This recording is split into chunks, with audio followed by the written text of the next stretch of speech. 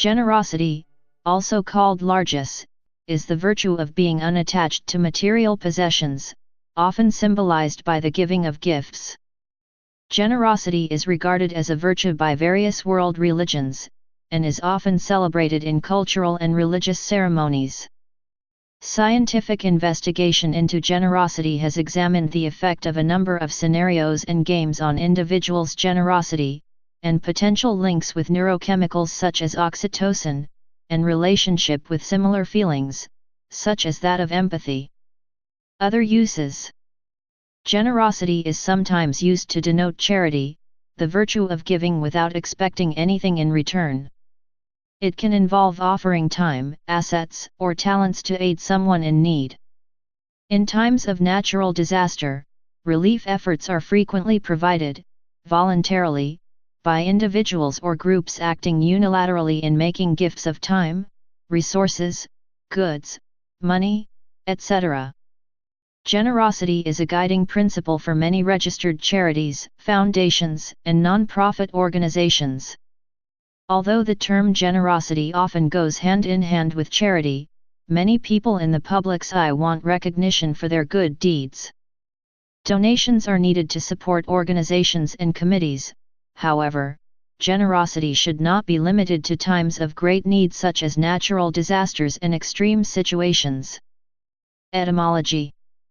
The modern English word generosity derives from the Latin word generis, which means of noble birth, which itself was passed down to English through the Old French word généreux. The Latin stem gener is the declensional stem of genus, meaning kin, clan, race, or stock, with the root Indo-European meaning of gen being to beget.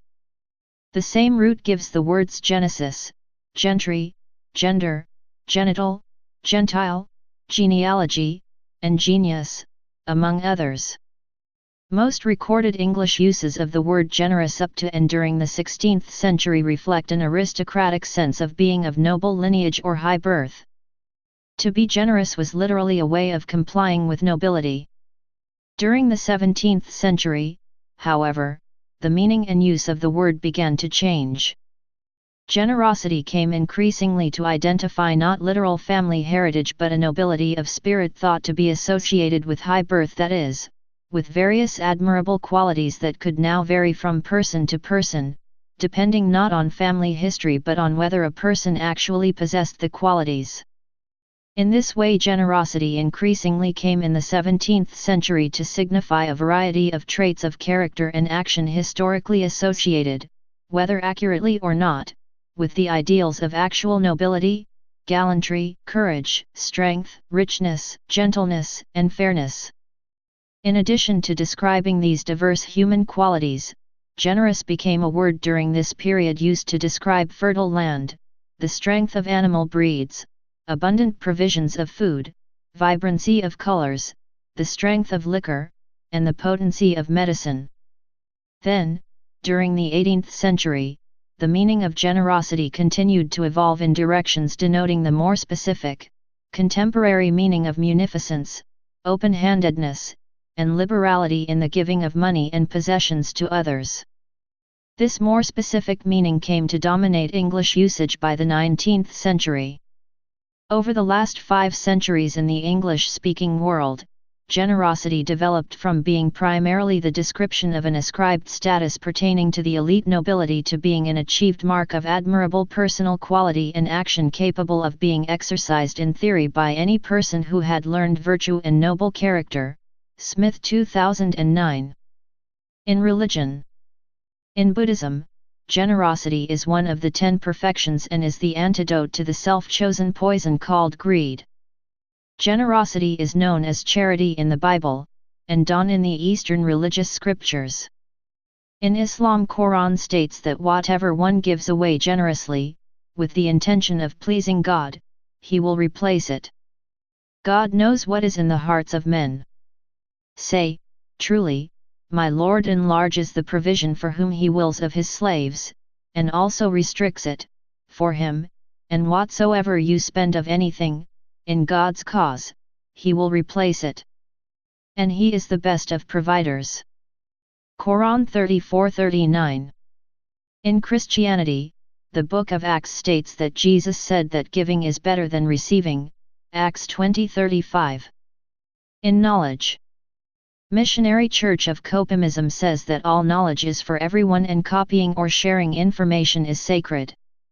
According to the Bible, having all the knowledge in the world is useless, without the desire for charity, sharing.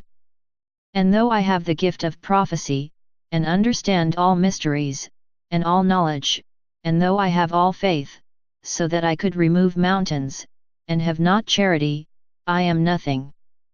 KJV, 1 Corinthians 13:2. And this I pray, that your charity may more and more abound in knowledge, and in all understanding.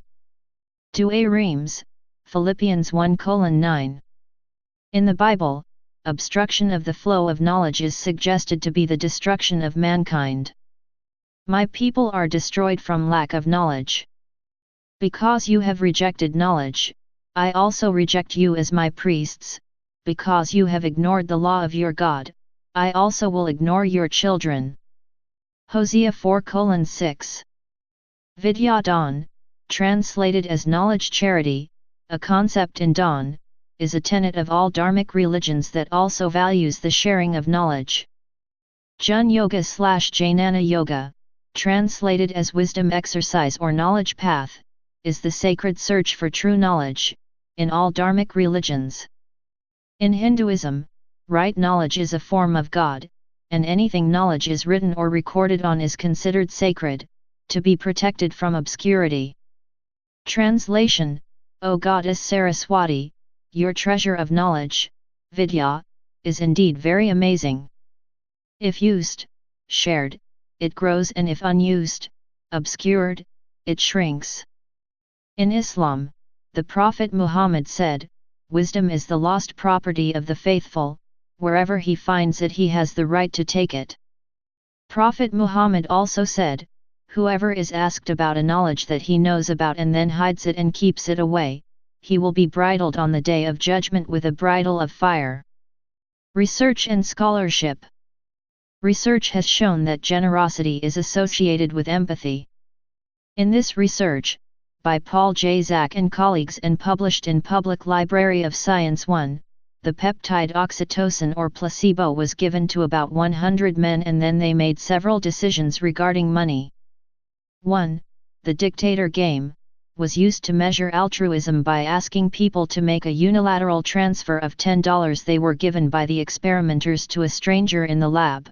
Oxytocin had no effect on altruism.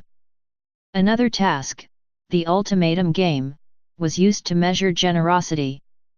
In this game, one person was endowed with $10 and was asked to offer some split of it to another person in the lab, all done by computer. If the second person did not like the split, he could reject it, for example, if it was stingy, and both people would get zero.